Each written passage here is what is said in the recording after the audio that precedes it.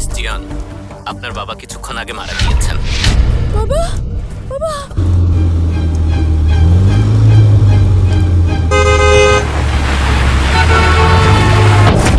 তার মানে আপনি চান সিংচেন আপনার সন্তান সেজে থাকুক?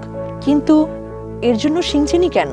আপনাকে বিশ্বাস করি, তাহলে আমাদের দায়িত্ব এখন আপনার, বিশেষ করে সিংচেনের। ছবির এই মানুষটা কি তুমি ছিলে না? আমার জন্মদিনে তুমি অন্য কারোর সাথে রাত কাটিয়েছো। জিয়ানশি, তুমি এখনই ছবির কথা বলছো? জিয়ানশি, আচ্ছা তুমি বিদেশে যাওয়ার আগে তো প্রেগনেন্ট ছিলে না, ফিরে এসে হঠাৎ একটা বাচ্চা কোথা থেকে এলো? নাকি ওই লোকটার কারণে?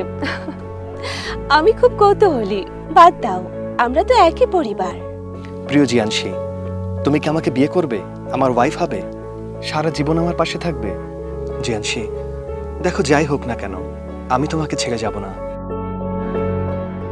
শুধু প্রেম না, শুধু দ্বন্দ্ব না। আসছে রহস্যের নতুন গল্প নিয়ে ইস্পাহানি মির্জাপুর চা নিবেদিত বিশ্বনন্দিত চাইনিজ মাইক্রো ড্রামা, অচেনা অতিথি, সম্পূর্ণ বাংলায়। 31শে জুলাই থেকে ওটিটি প্ল্যাটফর্ম দীপ্ত প্লেতে।